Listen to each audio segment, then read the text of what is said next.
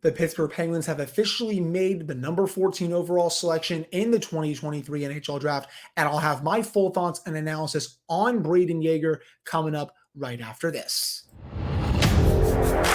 You're Locked On Penguins, your daily podcast on the Pittsburgh Penguins, part of the Locked On Podcast Network, your team every day.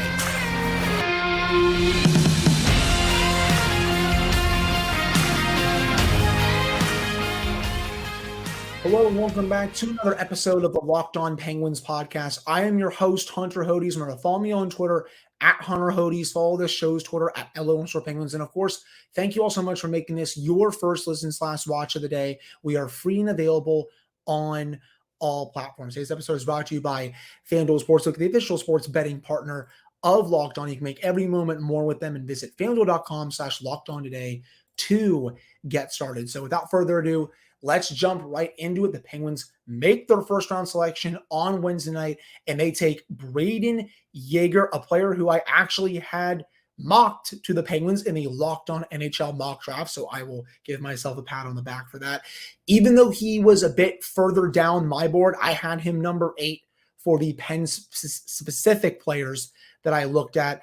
I still don't think this is a quote unquote bad pick. Honestly, he was one of the first players that I really enjoyed watching when I started getting into this class for this year. It was just that other players who I watched were better than him, in my opinion, at least. I mean, I don't do this professionally or anything. I just give you all my opinions and analysis of the players that I watch, especially for this class. It was just that someone like a Gabe Perreault and Oliver Moore, a Matthew Wood were a bit better than someone like Yager. But I don't think this is a bad pick. Number one, he does have an NHL shot. I think he has one of the 5 best shots in this entire draft class. It freezes goalies. It's very hard to stop. And the release is spectacular. He needs to use it more. And that's a little concern that I have going forward, is that he wasn't using it as much this season. Last season, not this past season, last season, he scored 34 goals. This past season, where you usually see goal scoring for prospects go up, especially in their draft year, he only had 28, and that was in 4 more games. That's a little bit concerning to me. He needs to be less selfish with the puck on his stick. Buddy, you have one of the best shots overall. Use it to your advantage. But he did get back to basics a little bit in the playoffs. I think he heard my complaints and maybe other people's complaints, something like that. And he scored 6 goals in 10 games for his team. So if he can continue doing that moving forward, that would be awesome. He also did work on his playmaking ability a bit this season. Last season, he had 25 assists. This season, he had 50. So a plus 25 increase, that is very good. His skating, it's gotten a little bit better over the years. It's still not where I personally want it to be, but I still think it's pretty decent. The big thing, though, since he's a center, his two-way game. He's not a good defensive player, at least from what I watched. And that's a big part of his game that's going to need to be developed if he wants to make it and play center in the NHL. Because honestly, my friends, I think there are questions about what his long-term position is going to be at the NHL level. If he can't work on his defense, he may have to shift to wing, where he doesn't get as much of the defensive responsibilities. But if he can, then center is right there for the taking for him. So again, I like it.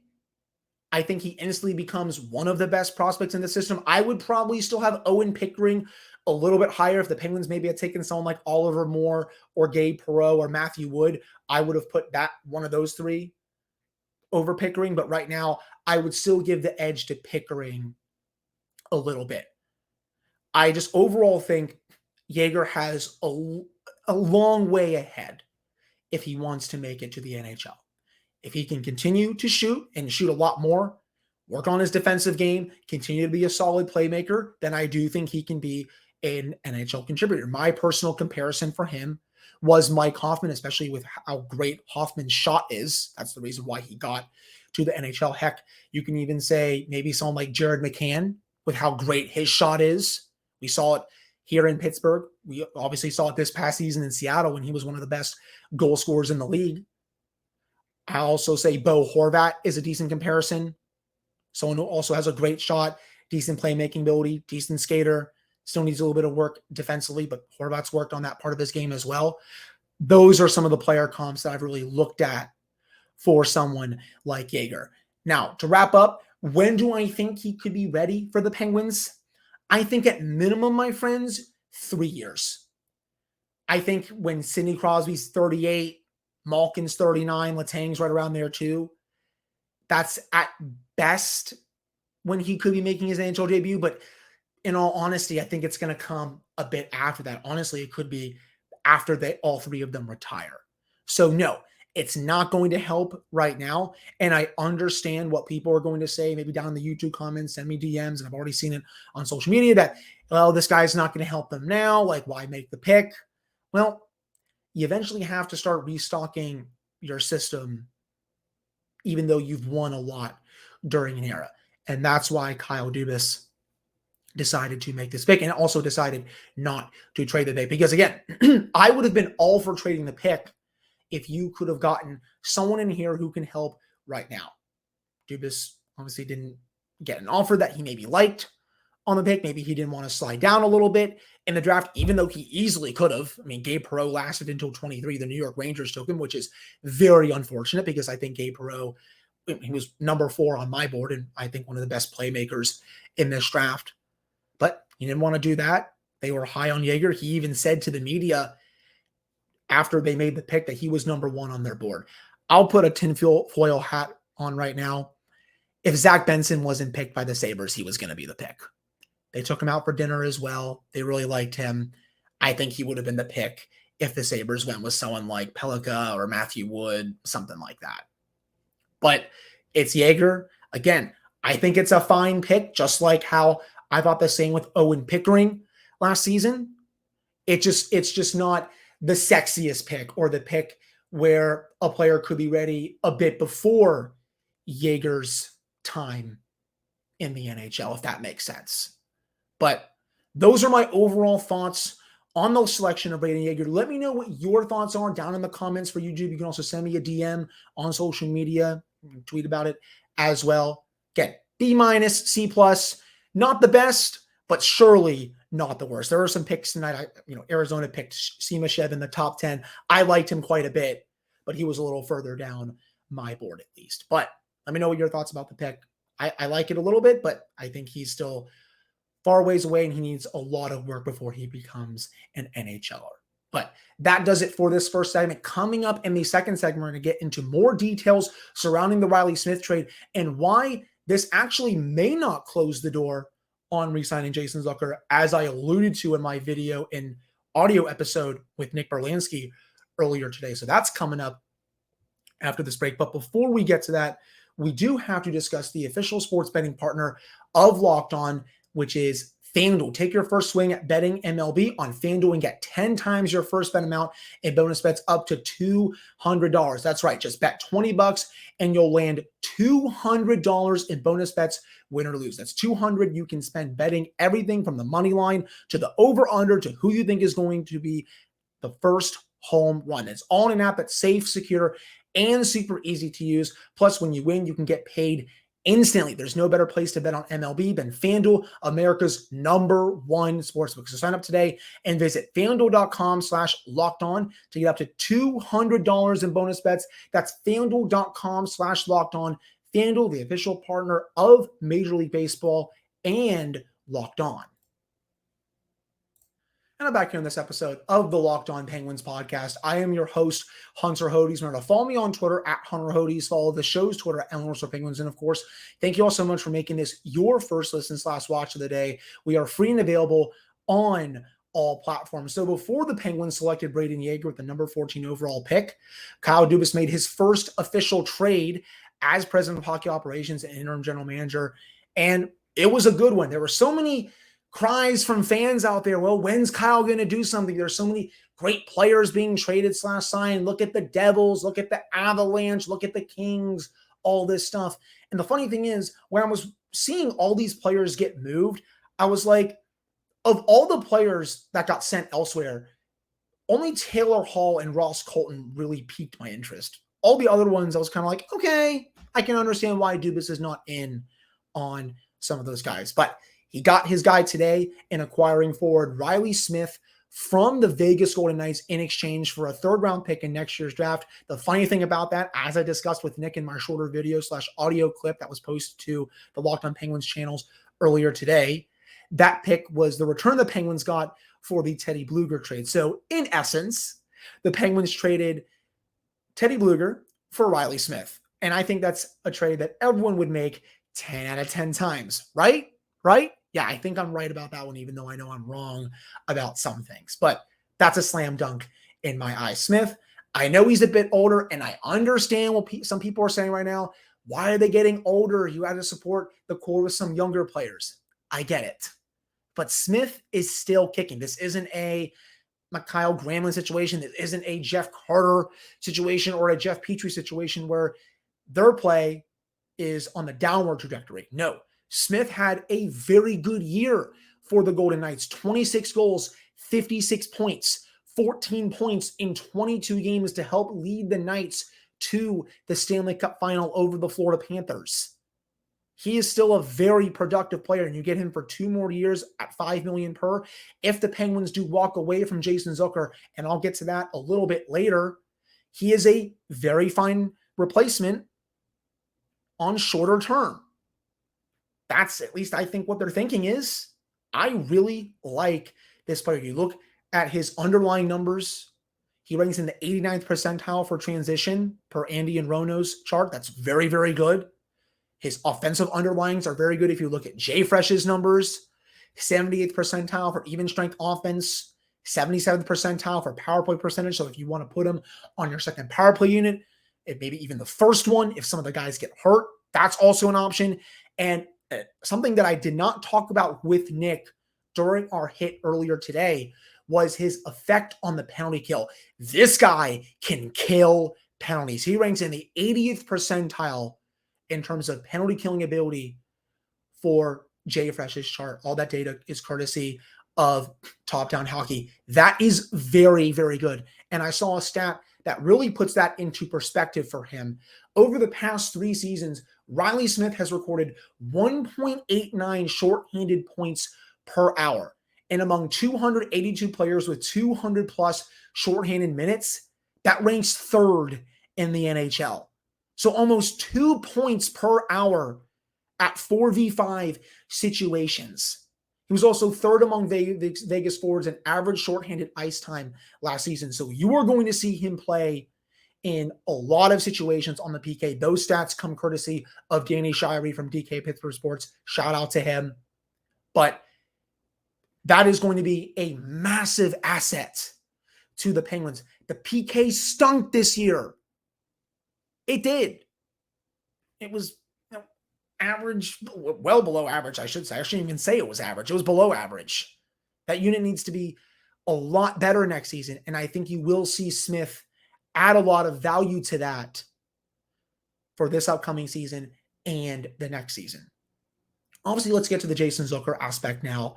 If he does walk, and I still think Zucker signs elsewhere, Smith is a good replacement. Now, Dubas and Mike Sullivan did say today that this trade does not close the door on re-signing Zucker and that they are still having conversations with him and his agent. The Penguins right now have less than 72 hours to get a deal done before he hits the open market. But I think this is a deal that's going to have to be done on the Penguins' terms, not Zucker's. Zucker has kind of hinted that he wants term on this next deal. If the Penguins were to sign him to, say, I'll give you an example here, 4 to 5 years, $5 million per, I think the Penguins are going to have to find a way to move out some more salary because they have other holes to fill. Would it make them a better team? Absolutely. Maybe have Zucker on your second line, put Reilly Smith on your third line. That's awesome. But then at that point, you only have $10.2 million in salary cap space left. If you do get Zucker at $5 million, or maybe a little bit less, 4.5, you'll have a little less than $11 million. I think the math is about 10.7 million of cap space there. But still, the point stands, you're going to have to move out more salary. It would be fun, but I still think it's more than likely that Zucker walks. Even though, again, I know that Dubas and Sullivan have said that they're still having conversations. It's going to have to be done on Pittsburgh's terms. I personally think Zucker can get more from another team where he potentially fits a bit better. But this move allows the Penguins to not have to truly break the bank for Zucker. They'll still try to sign him, but they're not going to be like, oh, we need to keep you above all else. Please come back. They'll probably just go to him and be like, hey, we got this player. We know he can replace your minutes on the second line. Here's our offer. If you want to take it, great. If not, we know you can get a lot of tournament money elsewhere, and we wish you the best of luck. It would obviously sting to see Zucker leave because he was awesome this season, 27 goals a career year. But you also have to factor in, do you think you're going to get that same sort of value from him on a 4 to 5 year contract if you sign him? That's another thing you have to take into consideration. So that's going to be interesting to follow over these next couple of days. Again, if I am a betting man, my friends, I think Zucker's going to go elsewhere, maybe a reunion with Minnesota, maybe another Western Conference team will poach him, but I just don't see it right now, especially with all the other needs that the Penguins have. They still got to figure out their goalie situation. Dubas did say tonight that they're in talks with Jari and just trying to see if they can maybe come to a deal, but time's running out. He's going to become a UFA in less than 72 hours. Got to figure that situation out. Got to figure out your situation on defense. There's Jeff Petry rumors, and we're going to get to that in the final segment. Brian Dumoulin's going to walk. You got to figure out a replacement for him. If that's not P.O. Joseph or Ty Smith, you got to go out there and trade for someone or sign someone from free agency. It's crunch time. So as much as I would love to see Zucker return, I think it's more unlikely that he doesn't because the Penguins have other needs to fill at this time. And honestly, I think the Penguins can get better value out of Smith for 2 years at $5 million than they would out of Zucker for a 4 to 5 year deal for $5 million per. Again, I would still love to bring him back and it would make the depth that much better, but how much value is he truly going to provide you on a long-term deal? That's the big question. So we'll have to see what happens with that, but A+ trade in my book for Reilly Smith. I'm really excited about it. Has a lot of playoff experience, can score you 20, 25 a year, can play on the PK, can play on your second power play unit. I think will be a seamless fit with Evgeny Malkin and potentially either Rickard Rakell or Brian Rust on the second line. I am really excited about it. But that wraps up the second segment for today's episode. Coming up in the final segment, we're going to get into the Jeff Petry rumor that we saw earlier in the day on Wednesday, and if the Penguins will open up more salary so that they can make some more moves. That's coming up right after this. All right, I'm back in this episode of the Locked On Penguins podcast. I am your host, Hunter Hodes. Remember to follow me on Twitter at Hunter Hodes. Follow the show's Twitter at Penguins. And of course, thank you all so much for making this your first listen/watch of the day. We are free and available on all platforms. So on Wednesday morning, Frank Saravalli dropped his newest rumors/scoops on potential players that could get traded either today, during the second day of the draft on Thursday, Friday, Saturday in free agency, potentially after that. And he added Jeff Petry to the list, and he was pretty high up there. Of the 50 players, he put him number 12. And he reported that the Penguins had been discussing a Petry trade on Tuesday, trying to see if they can get out of the contract. He said that the Penguins want to get a little bit younger on defense, which makes sense. The Penguins have a very old group of defensemen right now, outside of P.O. Joseph, Ty Smith, Mark Friedman. Everyone else there is kind of a bit older. I'll put Marcus Pettersson there, obviously in there too. He's a bit young, on the younger side. But outside of that, a lot of players who are a bit on the older side. Chris Tang, of course, is awesome, but you know where I'm going. And he said that he could see the Sharks as a potential destination. I'm not really sure if the Sharks are on his 15-team no trade clause. And he also did say that the Penguins could take Kaapo Kähkönen back, a Sharks goalie who was below 900 this past season. On a bad team, maybe he could rebound on the Penguins, maybe be a 1B goaltender, something like that. But not someone I would want to start 40, 45 games, something like that. But That was the latest from Frank Sarvalli. Rob Rossi then confirmed that the Penguins have indeed looked into moving on from Petry, but that there's not a big market for him right now. And that makes sense. He's in his mid-30s. He has 2 more years left at $6.25 million. Not really sure how many teams are going to take that on, even though the defensive market for free agency is a bit on the weaker side. But he is still an obvious candidate to be moved to open up more cap space. If the Penguins are dead serious about bringing back Zucker, you have to move someone else out to make the room, because with all the holes they have in the bottom 6 and on defense, well, you would only have probably $10 million to spend if you brought Zucker back. And that's just not going to be enough for probably 3 new forwards for your 3rd and 4th lines, another defense, a goalie as well. So they need to open up space no matter what, and Petry is a good candidate for that. You can get someone cheaper to play on the right side for your second pairing. I don't think he was as bad as some people said he was this past season, but he also wasn't as good as I thought he would be, especially for the money that he's making. $6.25 million, that's one of the highest marks on the team right now. Actually, outside of Sidney Crosby, it is the highest mark on the team. So we'll have to see what happens with that. The Kyle Granlund situation obviously looms large. There's still a couple more days left until the buyout period ends. As of right now, there's really been no smoke, regarding that, but a trade could also be finalized over these next couple of days if they want to go down that road. You have Jan Ruda, who I think could maybe have more of a market than someone like Petry. 2 more years left at $2.275 million.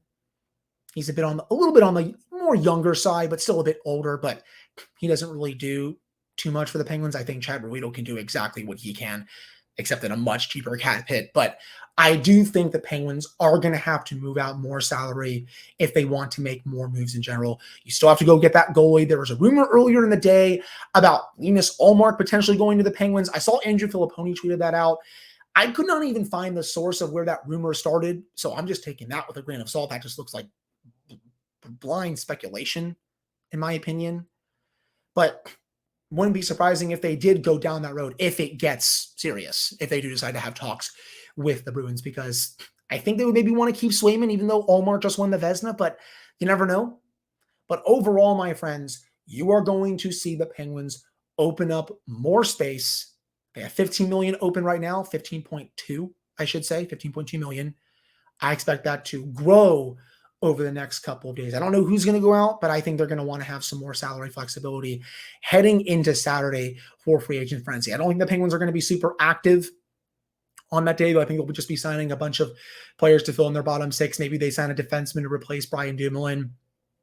Obviously, have to figure out what they're doing in goal, but I do expect them, to be at least a little bit active, but not, again, as active as some of these other teams are going to be signing 6-7 year terms and all that stuff. I think you're going to see more trades than free agency, especially to open up more space. But that'll do it for this episode of the Locked On Penguins podcast. I really appreciate all of you listening / watching. There's a ton of content to the show today, whether you're listening via audio or via video. I have my thoughts with Nick Berlansky on the Smith trade, my 5-minute audio clip with Gil Martin breaking down the Brayden Yager selection, and now a full episode with you guys breaking everything down from today and then going forward the Penguins. But the grind does not stop. I'm going to have another episode for you all on Thursday discussing the Penguins draft class as a whole.